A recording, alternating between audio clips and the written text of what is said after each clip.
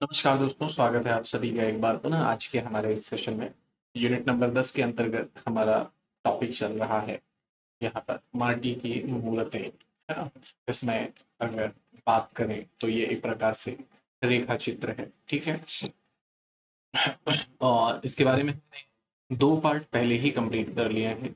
एक पार्ट संक्षिप्त वाला कंप्लीट किया था, दूसरा पार्ट हमने विस्तृत अध्ययन वाला शुरू किया था जिसमें उसका पहला पार्ट हमारा समाप्त हो चुका है, ठीक है। इसके बाद में आगे अगर हम बात करें, इसका अगला पार्ट हम शुरू कर रहे हैं जो कि हमने रजिया तक का कंप्लीट किया था। अब यहाँ पर जो हम शुरू करने वाले हैं वो हम शुरू करेंगे कहाँ से? बलदेव सिंह से। बलदेव सिंह से अगर हम बात करें, टूटे हुए तारे की तरह एक दिन हमने अचानक अपने बीच आकर उसे धम्म से गिरते हुए पाया। ज्योतिर्मय प्रकाश पुंज दीप्तिपूर्ण और उसी तारे की तरह एक क्षण प्रकाश दिखला हमें चकाचौंध में डाल वह हमेशा के लिए चलता बना। जिस दिन वह आया हमें आश्चर्य हुआ, जिस दिन वह गया हम स्तंभित रह गए। फूस की भूर थी, खलिहान में धान के बोझों का अंबार लगा था, उनकी रखवाली के लिए जो कुटिया बनी थी उसके आगे धूनी जल रही थी। खेत में खलिहान पर चारों ओर हल्का कुहासा छाया हुआ था जिसे छेद कर आने में सूरज की बाल किरणों को कष्ट हो रहा था। काफी जाड़ा था। धीरे धीरे ठंडी हवा सनक कर कलेजे को हिला जाती। सब लोग धूनी को घेरे हुए थे जिसकी लपट खत्म हो चुकी थी। हाँ, लाल अंगारे चमक रहे थे। ज्यो ज्यो अंगारे पर राख की परत पड़ती जाती, हम नजदीक से नजदीक होते जाते, मानो हम उन्हें कलेजे में रखना चाहते हो। काफी निस्तब्धता थी।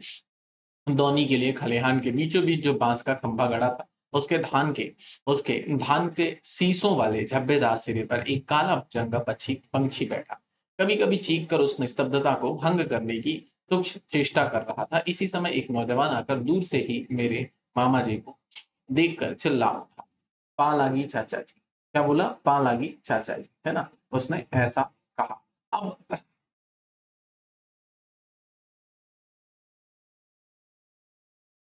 इसको और जूम कर देते हैं ताकि ये हमें व्यवस्थित दिखाई दे, है ना। पिछली बार की भांति बहुत छोटा ना रहे, इसके फॉन्ट थोड़े से बड़े हो जाएं जिसको देखकर आनंद आए, है ना। हम सबका ध्यान उसकी ओर गया। एक गबरू जवान अभी मूछ की मसें भीग रही रंग गोरा जिस पर बाल किरणों ने सोना सा पोत रखा था।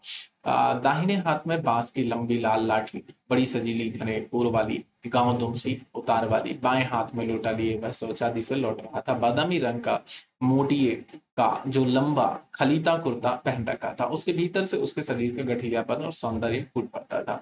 ओ बलदेव, तुम कब आए?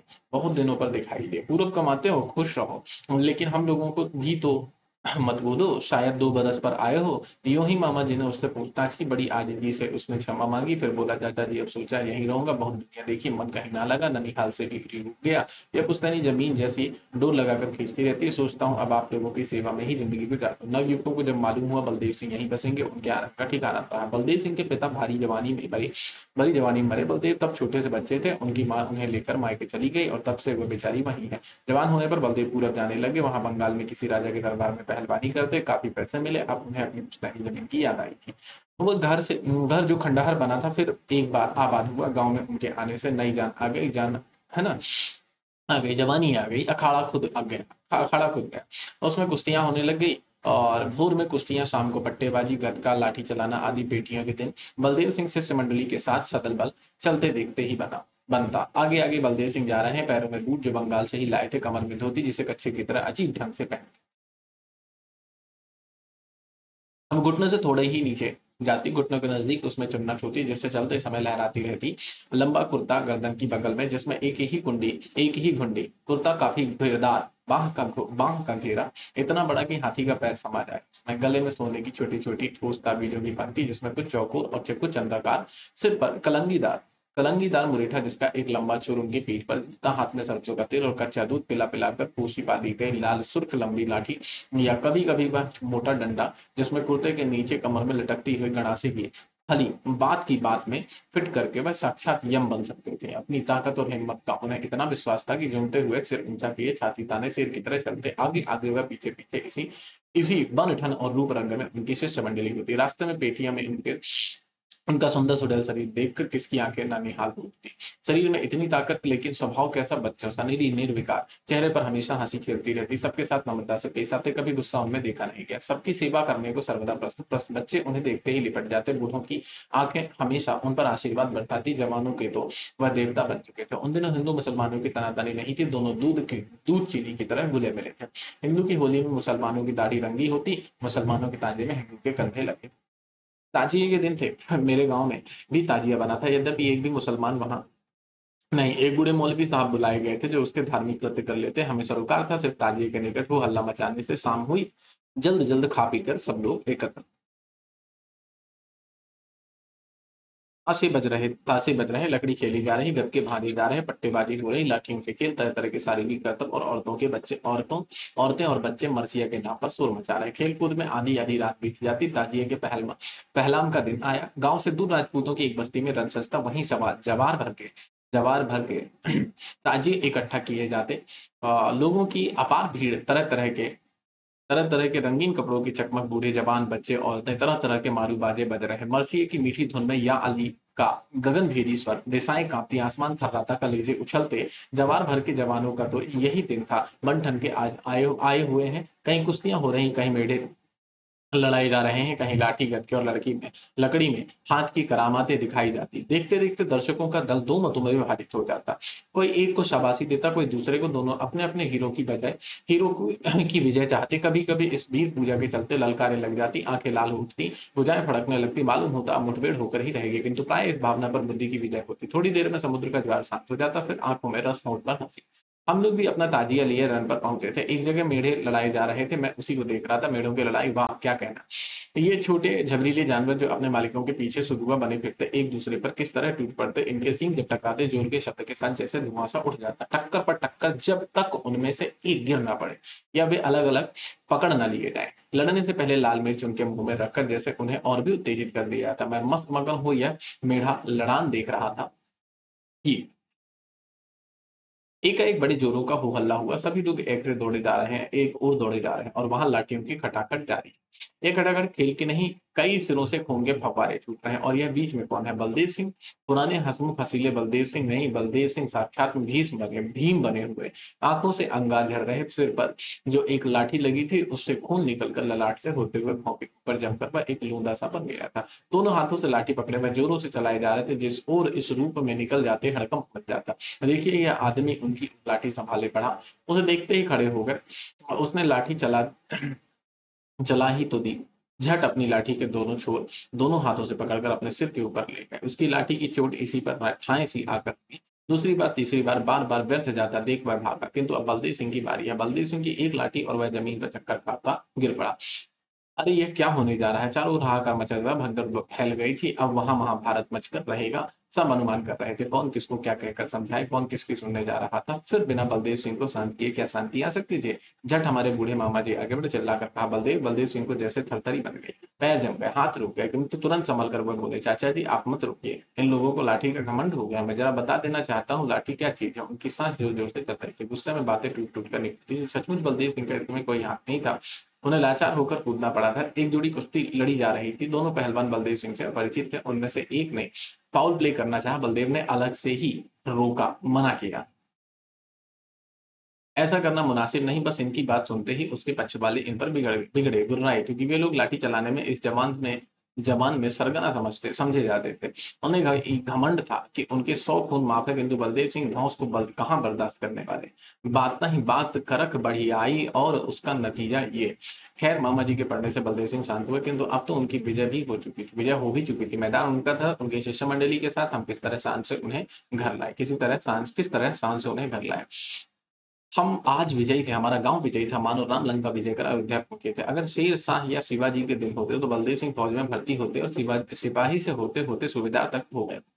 इसमें तो कोई शक नहीं। सूरत, शक्ल, बल, हिम्मत सब कुछ उनमें थे, जो सामंत शाही के उस युग में उन्हें अच्छे से अच्छे फौजी पद पर पहुंचा देते। उस समय बलदेव सिंह किस शान से हमारे गांव में आते, घोड़े पर सवार, कलंगीदार पगड़ी, कड़ी कड़ी मूछें, आगे पीछे नौकर चाकर। किंतु अंग्रेजी राज्य में यह कहाँ संभव था।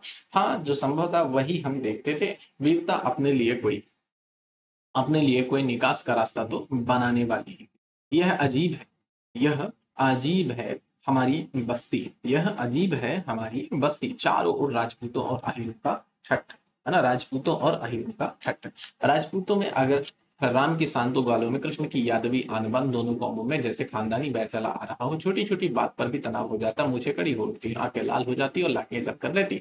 दोनों कौमें दो गिरोह की हैसियत से लड़ती थी, तो गिरोह के अंदर भी युद्ध जारी ही रहता था। भाई भाई में, पड़ोसी पड़ोसी में, एक बित्ता जमीन के लिए, आम के एक फल के लिए, शीशम की एक डाल के लिए खून के फव्वारे छिड़ते। ये युद्ध प्रायः आकस्मिक होते, खेत की जुताई हो रही है, पेड़ के नीचे गपशप हो रही है, रास्ता चलते चलते भी लोगों में गुत्थम गुत्थी हो गई। किंतु कभी कभी जमकर भी लड़ाइयां होती, दोनों पक्ष से लोगों का बिटोरा होता, भाई बंद जुड़ते, कुटुंब कबीले के लोग आते, कुछ लोग पैसे पर भी बुलाए जाते। ऐसे मौके आने पर हमारे जवार में कहीं भी कोई जमकर लड़ाई होती तो हो तो बलदेव सिंह एक ना एक पक्ष से जरूर बुलाए जाते, और यह तो धर्मस्त तो जया की तरह ही, जिस तरफ बलदेव सिंह होते उसी पक्ष की जय भी निश्चित होती। एक बार इस तरह एक धर्म युद्ध देखने का मौका मुझे मिला।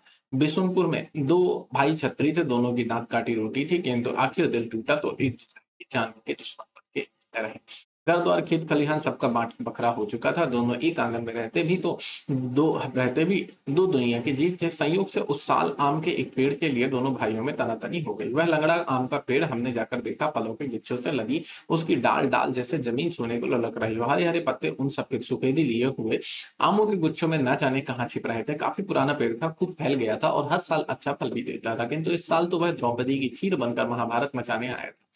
फिर यह ललचाने वाला वेश वह क्यों ना धारण कर ले। कहते हैं यह पेड़ बढ़ चुका था, छोटे भाई की बाटों में पड़ा था, जो कई साल से उसके फल का उपभोग कर रहा था, किंतु बड़े भाई के लड़के ने हिसाब लगाकर देखा, यह आम का पेड़ तो मेरे हिस्से का है। धोखे से चाचा जी को मिल गया है। पेड़ों की गिनती खातियान सबको वह अपने पक्ष में पेश करता, किंतु यहाँ खातियान से क्या होता, अगर तुम्हारा है तो मर्द के बेटे हो, चढ़ के आओ, फल तो खाओ, नहीं तो लुगाई के आंचल में मुंह रखकर सो। सीधा तक सीधी बात। इसके जवाब में एक दिन तय कर दिया गया, अगले सोमवार को डंका बजा के हम फल तोड़ेंगे। चुप चोरी जो काम करे उसकी ऐसी तैसी। जिस दिन तय हुआ, घड़ी तय हुई, दोनों तरफ से घिटोरा होने लगा। बलदेव सिंह के पास भी दोनों पक्षों से निमंत्रण आने लगे, किंतु यहाँ तो कृष्ण जी की टेक थी, जो खुद मेरे पास पहले आएगा उसका साथ दूंगा। ये चिट्ठी पत्री क्या चीज। बड़े भाई का बेटा एक दिन घोड़े पर पहुंचा, उससे बातचीत हो रही थी कि छोटे भी पहुंचे, किंतु तब तक बलदेव सिंह वचन दे चुके थे। दूसरे दिन शिष्य मंडली वह बिशुनपुर जा पहुंचे। आज ही युद्ध होने वाला है, लड़ाइयों से दूर ही रहना चाहिए, क्योंकि प्राय निर्दोष भी उसमें फंस जाते पिट जाते हैं। बड़े बूढ़ों की इस आज्ञा की अवहेलना करके भी कुतूहल बस मैं दर्शकों की उस भीड़ में शामिल हो गया, जो भिन्न भिन्न दिशाओं से बिशुनपुर जा रहे थे। बिशुनपुर उस दिन कुरुक्षेत्र बना हुआ था, बीच में वह आम का पेड़ निश्चय निर्द्वंद खड़ा है। दोनों प्रतिद्वंदियों की जमात जुड़ी है।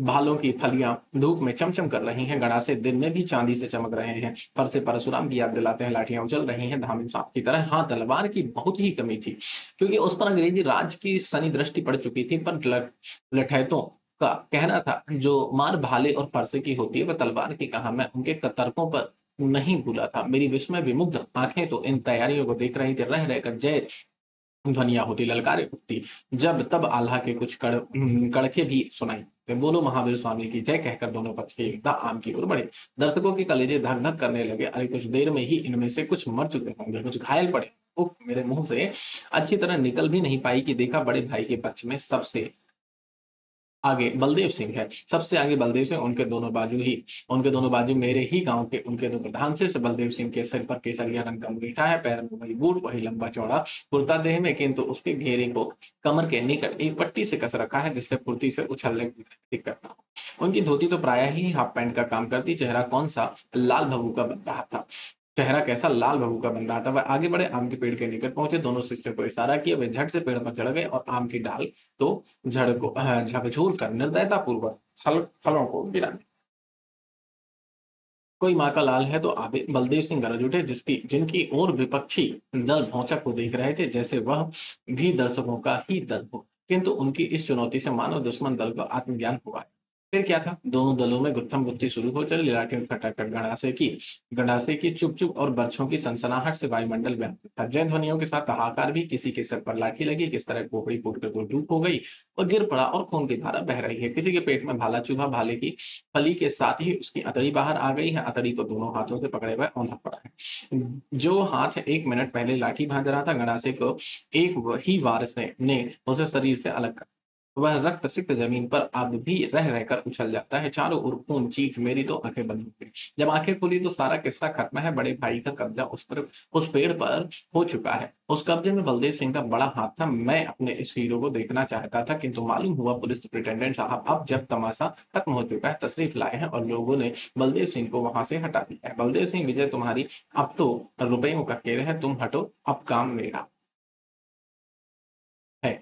बड़े भाई के बड़े साहबजादे ने कहा और चलते समय बलदेव सिंह के गले में एक मुहर माला डाल, और उसी बलदेव सिंह की यह लाश हमारे सामने, सिर चूर चूर जैसे भुट्टा बना दिया हो, खून और धूल से सराबोर, जिस ललाट से तेज बरसता उसी पर मक्खियां भिनना रही। एक आंख धस गई, दूसरी बाहर निकल आई, को छेद कर दांत बाहर निकल रहे हैं। नहीं नहीं, ये हमारा बलदेव सिंह नहीं हो सकता। बलदेव सिंह की ऐसी है। एक गड़ा सा गहरा कंधे पर लगा है, वह बाह लटक सी गई है, दूसरी बाह का पूरा पंजा गायब, छाती वैसी ही तनी है, पहले से कुछ ज्यादा ही पूरी है, किंतु पेट की जगह सारी आंख निकल आई है। आंख का यह ढेर कैसा भयानक, कैसा विभत्स! नहीं, यह हमारा बलदेव सिंह नहीं हो सकता। पैरों को जैसे किसी ने मकई के डंठल सा पीट रखा है, आड़े तिरछे बन रहे, कहीं अजीब फूला हुआ, कहीं से खून बह रहा, वह कहाँ रहा, बह कहाँ रहा। बहाव तो कपड़ा बंद हो गया, अब तो काले काले बने खून के धब्बे मत, जिन पर मक्खियां भिन्ना रही। नहीं, यह हमारा बलदेव सिंह नहीं हो सकता। बलदेव सिंह की ऐसी है जिस शरीर को देख देख कर आंखें नहीं अघाती थी, माए जिसे देख कर कहती मेरा बेटा ऐसा ही शरीर धन पावे, युवतियां मन ही मन बुनती थी, बुनती धन्य है वह नारी जिसे ऐसा पति मिला, अगले जन्म में हे भगवान मेरे बलदेव सिंह की ही दासी बनाना। बूढ़े देखते ही कहते बेटा सजीव नौजवान जिस पर पागल हो गया, मोल के गुलाम बने पीछे लगे फिरते वही शरीर है, यहाँ आज सामने पड़ा है, खून से लथपथ, धूल से भरा, छत विछत कुरूप कुडौल बनाए, और ये कमबख्त मक्खियां जिन पर भिन्न भिन्न कर रहे हैं। तो ये बलदेव सिंह जी की कहानी वाला हिस्सा है ना। यहाँ पर हमने बलदेव सिंह जी की कहानी का हिस्सा देखा है। अब हम बढ़ते हैं आगे, और बलदेव सिंह जी का जो पार्ट था ये यहाँ पर किसने गत की इस शेर मर्द की, ऐसी किसकी माँ ने दूसरा शेर पैदा किया, काश किसी शेर ने ये हालत की। ये दो शेर लड़ते हैं, एक गिरता है, ऐसा ही होता है, इसके लिए अफसोस की क्या बात है। बलदेव सिंह तो ऐसी ही मृत्यु चाहते हैं, उन्होंने मौत की कब परवाह की, मौत की आंखों में आंखें डालकर मुस्कुराना, यही तो बलदेव सिंह थे। छतरी की तरह युद्ध क्षेत्र में काम आऊं, खेत रहूं, यही तो है ना उनकी कामना थी। यह कामना पूरी हुई, वह वीर गति पाकर सूर्यमंडल को भेद कर अमरपुरी गए, इसमें तो कोई शक नहीं। किंतु जिन हाथों में यह काम नहीं आया, काम किया, क्या वे वीर के हाथ थे, शेर के पंजे थे? नहीं नहीं, कुछ सियारों ने, बुजदिलों और कायरों ने छुपकर घात लगाकर बड़े बुरे मौके पर बड़े बुरे ढंग से यह कर्म किया। उसकी कल्पना भी खून को खौला देती है, उत्तेजित कर देती है। उपरे एक दिन जवार के एक गांव की एक विधवा मेरे गांव में बलदेव सिंह का नाम पूछती पूछती आई। उस बेचारी के साथ एक छोटा बच्चा था, उसी का बच्चा उस विधवा के अबलापन से और उस क्षत्रिय कुमार के बचपन से फायदा उठाकर उसके पट्टीदारों ने उसका धन हड़प लिया था। विधवा के कानों में बलदेव सिंह की यशोगाथा पड़ी थी। अब हमारे जवार के घर घर में जबान जबान पर व्याप्त थे। विधवा पहुंची बलदेव सिंह के दरबार में आरज लगाने। जब पट्टीदारों को मालूम हुआ वो बलदेव सिंह के पास जा रही है, ताने देते हुए कहा था जा नया शोहर बुला ला, नया शोहर। खतरानी को नया शोहर, बाबू मेरी लाज रखो। सारी कहानी कहती हुई वह बलदेव सिंह के पैरों पर गिर पड़ी। बलदेव सिंह ने बच्चे को कंधे पर बिठाया और चल पड़े उस गांव को। जब गांव से जा रहे थे मैंने देखा था, प्रणाम भाई जी मैंने कहा। चेहरे पर गुस्से की छाप स्पष्ट थी, किंतु स्वाभाविक हंसी हंसते थे। हुए आशीर्वाद दिया और कहा एक अबला की रक्षा में जा रहा हूँ, बबुआ 2-4 दिनों में लौटता हूँ। बलदेव सिंह नहीं लौटे, लौटी है उनकी लाश। वहां जाते ही उन्होंने पट्टीदारों को चुनौती दे दी। दूसरे दिन विधवा के पीछे हुए एक खेत पर हल भी चढ़ा दिए। कोई नहीं बोला, कौन बोलता। एक के बाद दूसरे खेत विधवा के कब्जे में आने लगे। बहुत दिनों की गई अमराई पर अब उसका कब्जा था। उस बगीचे की एक लीची की डाल में झूला डालकर उस क्षत्रिय कुमार को बलदेव सिंह झुलाते रहे। जो लोग विधवा के पट्टीदारों के डर से कल बोलते नहीं थे, अब वे ही बलदेव सिंह को शाबाशी देते हुए उस छोटे से बच्चे से अपना पुराना नाता जोड़ते, क्योंकि अब वह विधवा अबला नहीं थी। पिता खोकर उस बच्चे ने एक धर्म का पिता पा लिया था। बलदेव सिंह के साथ उसके कुछ शिष्य भी गए थे। अब मामला पूरी तरह शांत हो चला। उस गांव के भी काफी लोग उनके पक्ष में आ गए। तब उन्होंने एक एक करके अपने शिष्य को वहां से रवाना कर दिया। बेचारी विधवा पर ज्यादा खर्च का बोझ क्यों रहने दे। अंततः एक दिन तय किया अब मैं भी जाऊंगा, और वह कल नहीं देख सके। उनकी आदत थी बहुत सवेरे बिल्कुल मुंह अंधेरे शौच को जाते, गांव से काफी दूर निकल निकल जाते। और जब तक तनाव था अपने साथ किसी शिष्य को भी ले लेते। हथियार तो हमेशा पास में रखते ही, कम से कम हाथ में लाठी और कमर में गणासे की फली, जिससे बात की बात में लाठी में लगाकर प्रलय प्रलयंकर बन जा सकते, किंतु उस दिन निश्चिंत हो गए, सिर्फ लोटा ही लेकर निकल पड़े। सारा गांव भोर की सुप्त निधियां ले रहा था, किंतु उनके लिए मौत का फंदा डाला जा चुका था। एक नीची खाई में वह सोच के लिए बैठे हुए थे कि उनके सिर पर लाठी का एक वज्र प्रहार हुआ। एक क्षण के लिए वह जैसे बेहोश हो गए, फिर तुरंत खड़े हुए और सामने पड़े लोटे को हाथ में उठाकर उसी से ढाल का काम लेने लगे। दूसरी लाठी लोटे पर टन सी आवाज, तीसरी लाठी फूल का वह लोटा चूर चूर हो रहा। फिर क्या था, लाठी गणा से बरछे चारों ओर से बरसने लगे। बीच से उछलकर एक बार उस चक्रव्यूह से अभिमन्यु की तरह निकलने की कोशिश की, किंतु फिर गिर गए, घेर लिए गए। और आह, उस सन्नाटे के आलम में जब दुनिया भोर की सुख निधियां ले रही थी, उन कायरों सियारों ने इस शेर मर्द की वह दुर्गति की जो हम ये सामने देख रहे हैं। एक भोर एक भोर थी जब मैंने बलदेव सिंह का वह रूप देखा था, आभा में, जीवन में, यौवन में। और आज भी एक भोर है जब हम उन्हें उस रूप में देख रहे हैं। उफ आ मतलब यहाँ पर अगर हम बात करें तो बलदेव सिंह जी का ये अंत समय आ चुका था, है ना। और इस समय में ये लास्ट समय था, इस तरीके से कुछ उनकी मृत्यु हुई थी। और अब जो अगला अंक है, ये है यहाँ पे अगला पार्ट सरजू भैया का। ठीक है, अब सरजू भैया कौन है इनके बारे में देख लीजिए, माटी की मिट्टी का। तो सरजू भैया नहीं, सरजू भैया। ये हमारे गांव की विशेषता है कि कभी कभी मर्द गंगा यमुना सरजू हो जाते हैं, है ना। इस बारे में औरतें ही सौभाग्यशालिनी है, प्रायः उनके नामों में ऐसा अनर्थ नहीं होते। हाँ तो सरजू भैया, हाँ तो सरजू भैया। मेरे घर से सटा हुआ जो एक घर है, एक तरफ दो खपड़ेल मकान, एक तरफ मिट्टी की दीवार पर फूस के छप्पर, एक तरफ टट्टी के दो झोंपड़े, एक तरफ मकान नहीं सिर्फ टट्टी खड़ाकर छोटा सा आंगन निकाला हुआ, उसी घर के सौभाग्यशाली मालिक हैं हमारे सरजू भैया। सरजू भैया को कोई छोटा भाई नहीं रहा, और मैंने प्रथम संतान के रूप में ही अपनी माँ की गोद भरी, अतः हम दोनों ने परस्पर एक नाता जोड़ दिया है। वह मेरे बड़े भाई है, मैं उनका छोटा भाई। गांव के सबसे लंबे और दुबले आदमियों में सरजू भैया की गिनती हो सकती है। रंग सांवला, बगुले सी बड़ी बड़ी टांगे, चिंपांजी की तरह बड़ी बड़ी बाहें, कमर में धोती पहने, कंधे पर अंगोछी डाले। जब वह खड़े होते हैं, आप उनकी पसलियों की हड्डियां गिन लीजिए। नाक खड़ी, लंबी, भावे सघन, बड़ी बड़ी आंखें टोटरों में धसी, गाल पिचके, अंग अंग की सिराएं उभरी। कभी कभी मालूम होता मानो ये नसें नहीं, उनके शरीर को किसी ने पतली डोरों से जकड़ रखा है। ऊपर की ये तस्वीर निस्संदेह किसी भूखमरे मनहूस आदमी की मालूम होती, किंतु क्या बात ऐसी है। सरजू भैया मेरे गांव के चंद जिंदा दिल लोगों में से एक है, बड़े मिलनसार, मजाकिया और वह दिल खोलकर जब हंसते हैं, शरीर भर में जो सबसे छोटी चीजें उन्हें मिली हैं वह उनके पंक्तिबद्ध छोटे छोटे दांत तब बेतहासा चमक पड़ते हैं, अंग अंग हिलने डुलने लगते हैं, जैसे हर अंग हंस रहा। और सरजू भैया के पास इतनी संपत्ति है कि वे खुद या अपने परिवार का ही पेट नहीं भर सकते, बल्कि आगत अतिथि की सेवा पूजा भी मजे में कर सकते हैं। तो फिर ये हड्डियों का ढांचा है कि मैं जवाब में एक पुरानी कहावत पेश करूंगा, काजी जी दुबले क्यों, शहर के अंदेशे से। हाँ, सरजू भैया की यह जो हालत है वह अपने कारण नहीं, दूसरों के चलते, पराये उपकार के चलते उन्होंने ना सिर्फ अपना शरीर सुखा दिया है, बल्कि अपनी संपत्ति की भी कुछ कम हानि नहीं की है। उनके पिता जो गुमास्ता जी कहलाते थे, मेरे गांव के अच्छे किसानों में से थे। चौपाल साफ सुंदर उनका मकान और अच्छा खासा बैठक खाना। जहां आज सरजू भैया की यह राम मड़ैया है। खेती बाड़ी तो थी ही, रुपए और गल्ले का अच्छा लेन देन था, परिवार भी बड़ा और खर्चीला नहीं था। लेकिन उनके मरते ही सरजू भैया ने लेन देन चौपट कर, बाढ़ ने खेती बर्बाद की और भूकंप ने घर का सत्यानाश किया। उनका लेन देन इतना अच्छा था कि वह शायद खेती को भी संभाल देता, घर भी खड़ा कर सकता था, किंतु सरजू भैया और लेन देन जिसे नग्न शब्दों में सुदखोरी कहिए चलता है, चाहता है आदमी आदमीपन को खो दे, वह जोंक खटमल नहीं चीलर बन जाए। काली जोंक और लाल खटमल का सदन दासत्व है, हम उनका खून चूसना महसूस करते हैं, हम उनमें अपना खून प्रत्यक्ष पाते हैं और देखते हैं। लेकिन चीलर गंदे कपड़े में उन्हीं सा काला कुचैला रंग लिए वह चुपचाप पड़ा रहता है, और हमारे खून को यूं धीरे धीरे चूसता है और तुरंत उसे अपने रंग में बदल देता है कि उसका चूसना हम जल्द अनुभव नहीं कर पाते, और अनुभव करते भी हैं तो जरा सी सुगबुगी या ज्यादा से ज्यादा चुनचुनी मात्र। और अनुभव करके भी उसे पकड़ पाने के लिए तो कोई खुर्दबीन ही चाहिए। सरजू भैया चीलर नहीं बन सकते थे, उनके इस लंबे शरीर में जो हृदय मिला है वह शरीर के ही परिणाम। जो भी दुखिया आया, अपनी विपदा बताई, उसे देवता सा दे दिया, और वसूलने के समय जब वह आंखों में आंसू लाकर गिड़गिड़ाया तो देवता ही की तरह पसीज गए। सूद कौन कहे, कुछ ही दिनों में मूलधन भी शून्य में परिणत हो गया। उल्टे अब वह खुद हाथ हथफेर में व्यस्त रहते हैं। बाढ़ और भूकंप ने उनके खेत और घर को बर्बाद किया जरूर, लेकिन सरजू भैया, मेरा यकीन है आज की फटेहाली से बहुत कुछ बचे रहते। यदि लेन-देन के बाद भी इन दोनों की तरफ ही पूरा ध्यान दिए होते, यह नहीं कि वह जी चुराने या आलसी और बूदागृहस्थ हैं, नहीं। ठीक इसके खिलाफ चतुर फुर्तीला और कामकाजी आदमी है, लेकिन करें तो क्या? उन्हें दूसरे के काम से ही कहाँ फुर्सत मिलती है। गंगा भाई के घर में बच्चा बीमार है, वैद्य को बुलाने कौन जाएगा सर?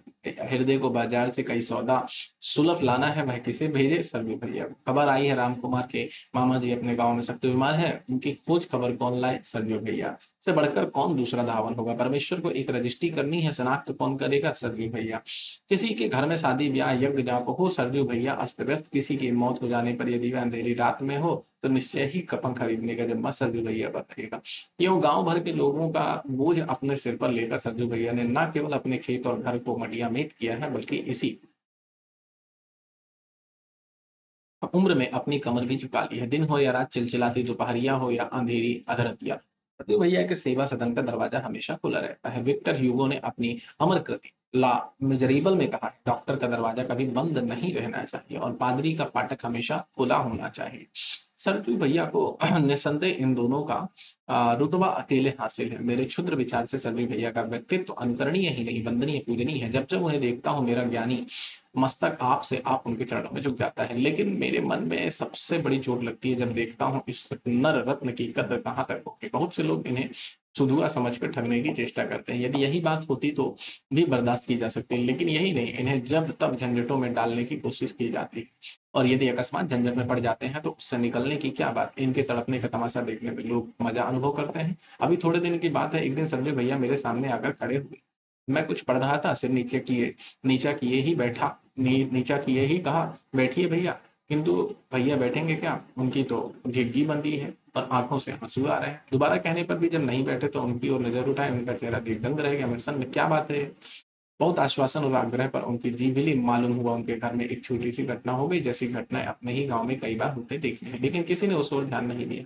यदि जरूरत हुई तो उन्हें सुलझा दिया और किसी ने उसे बढ़ाना चाहा तो लोगों ने उसको डांट दिया। क्यों? क्योंकि वे घटनाएं ऐसे घरों जिनके पास ना सिर्फ लक्ष्मी बल्कि दुर्गा भी हो, पैसे भी और लाठी भी। लेकिन सरजू भैया ने तो लोगों के लिए ही अपनी ये हालत कर रखी है। ना वह किसी पर धन का धौंस जमा सकते हैं, न डंडे डंडे फटकार सकते हैं, फिर क्यों ना उन्हें तड़पाया जाए, रुलाया जाए। मैंने उन्हें आश्वासन दिया, उन्हें धैर्य हुआ, वह चले गए। लेकिन रात भर लोगों की इस कृतज्ञता ने मुझे चैन से सोने ना दिया।